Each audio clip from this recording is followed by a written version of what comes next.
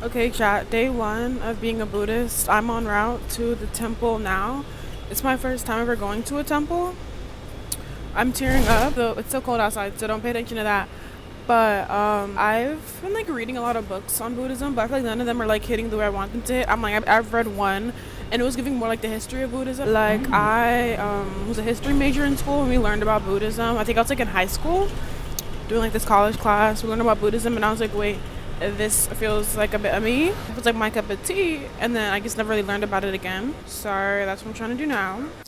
Yo, I'm low key like 20 minutes early. I thought I was gonna be late. I'm not gonna lie, but I really want to be on time. This year, I'm trying to be more like intentional and like get out of bed. It took everything in me to get out of bed, but like this temple's literally a 20-minute walk from my house. So I'm like, girl, you're being lazy if you don't go. And it was like less than 10 minutes on the train. So I knew I had to go. I've never been in this side of town either. Like I recently moved here and like I've only been 5 minutes from my job and like where I live. So it's interesting seeing like this whole part of the city too. Guys, I've never been like an active listener in church. Like I grew up, my parents kind of raised me Christian, but they weren't really devout Christians. Like we went when I was like 5 and stopped. And then maybe went on Christmas like a couple years. So like every time we go to church, I would just space out and think about my entire life instead of like what they're saying. So I just don't want this to happen this time. Cause like I didn't come all the way over here to not listen, you know. I did a whole video and it didn't even record about how I have social anxiety and how I'm like nervous to go in. But people are starting to go in, so I think I'm gonna go in. Like, I moved here 6 months ago and I've been isolating myself, so my social anxiety got worse. I didn't think I had any, but now I definitely think I do. And like people are going in now, so I think I'm gonna head in soon. I'm like, is it like church?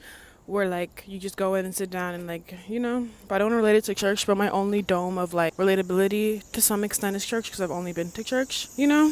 But yeah, we're gonna see. I want to be more intentional this year. I don't know if I said this already, but I want to be more intentional.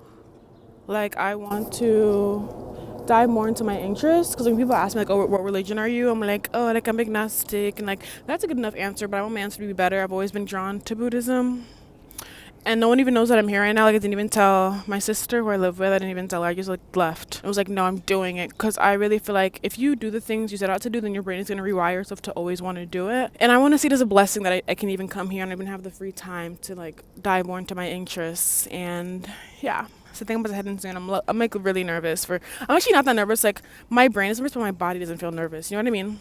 Like I'm not getting like butterflies when like my head is like, girl, don't go in there, you know? I lied. It's 9:47. I'm gonna go in at 9:50. This is what I do to myself. And then when it's like 9:50, I'm like, I'm gonna go in at 9:55. No, but I'm gonna go in 9:50. So I'm gonna waste time and talk to you guys.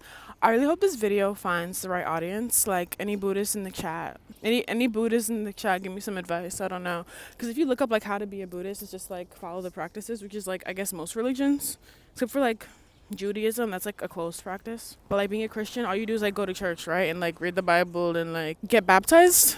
I know I was christened as a kid, but like I don't know.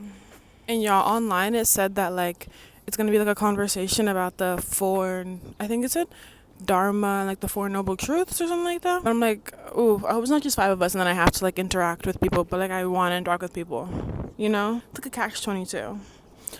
I don't know if I used that term right. I hope so.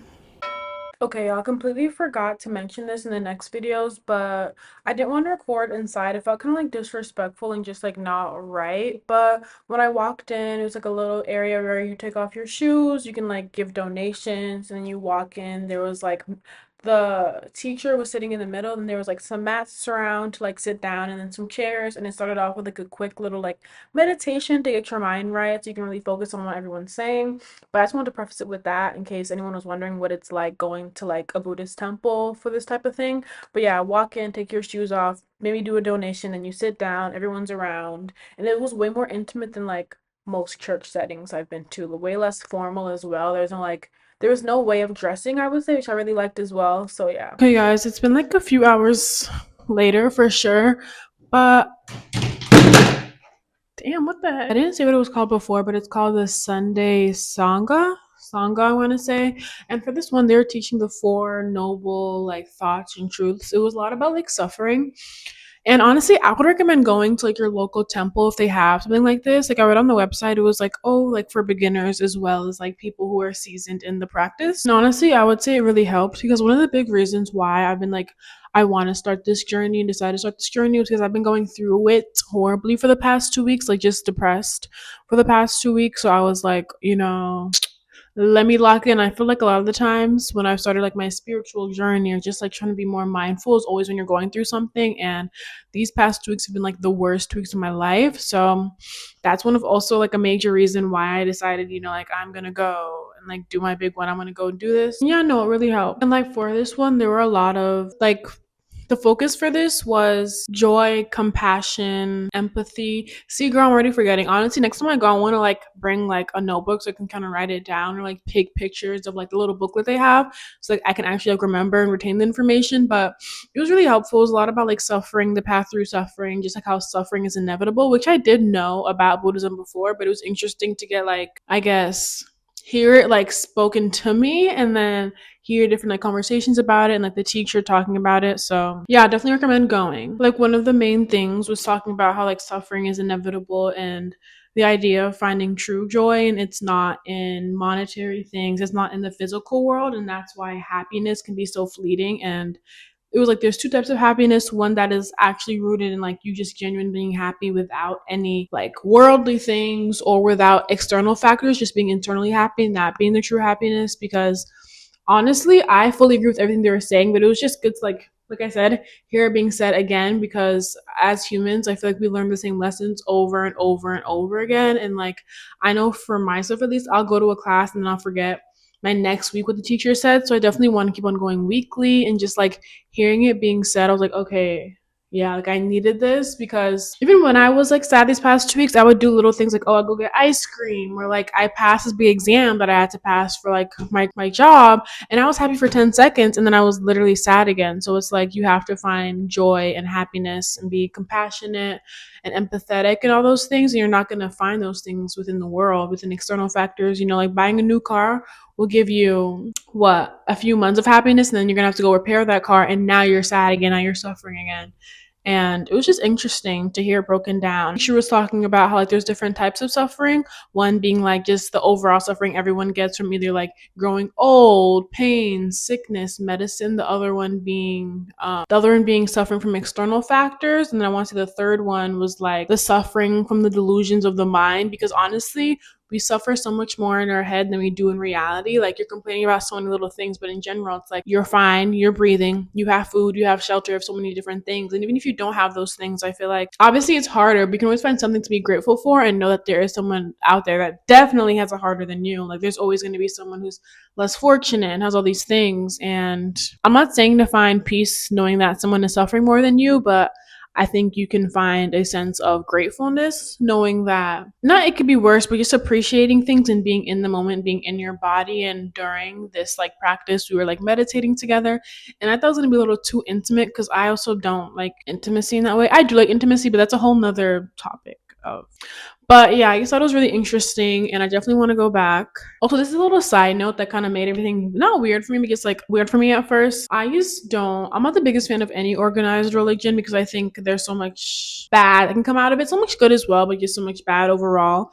Being like a history major and seeing how different religions have interacted with each other throughout time, like and how religions are usually forced upon people, especially people of color, just really turned me off, to be honest. But that's not even what I was talking about. But like when you first walk in, they're like, oh, donations. And it was like kind of pushed. Not pushed, but just like pushed. Like if you've been to church before or anything, they're like, oh, they send around the bucket. They didn't do that here, but it was definitely forced. And at first I was like, oh, I don't like this. I want to go home.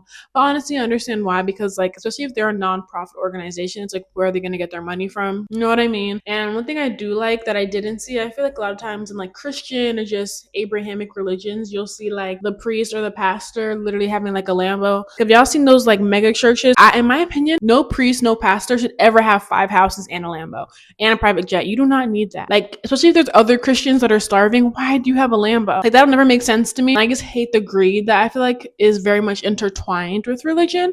And at first when I walked in, I was like, ooh, I don't like how much they were pushing me. And I did donate. Like I paid my dues. But I just didn't like it at first. But honestly, after being there, I would still go back and probably donate more next time.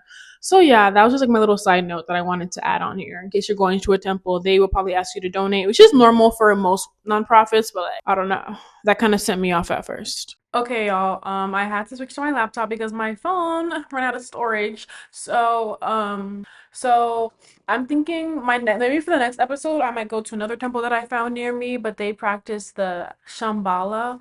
I think that's how it's pronounced, Buddhism. I want to know, like, I want to experience all different kind of sects and then see which one that I personally like relate to or feel called to, so that I can then, dive in deeper, do more research. But I definitely feel like obviously I'm not going to become a monk in a year or like a day or anything. I think it's going to be a lifelong journey, like 10, 20 years, because even at like today when I went, there are a lot of people who were there who've been doing this for 10, 20 years and was going to that same temple for like 10, 20 years. So I'm like, obviously by the end of this, I'm not trying to become like some big monk, but I just want to dive more into my values, my morals, what I want to believe, all of those good things. So yeah, come watch me next video. Maybe I'll go to a different temple and I want to just implement different Buddhist practice in general. I'm thinking maybe I should like buy some posters or like a little Buddha or just like something to have always like a remembering thing, because I don't want to say I have bad memory, but like I could improve. And one thing I have to do is write things down. I have to see it in my face so that I always like remember and know. So I'm thinking about that. If you have any like books I should read or any like recommendations of things I should participate in to continue on this journey, leave a comment down below, like and subscribe, and yeah.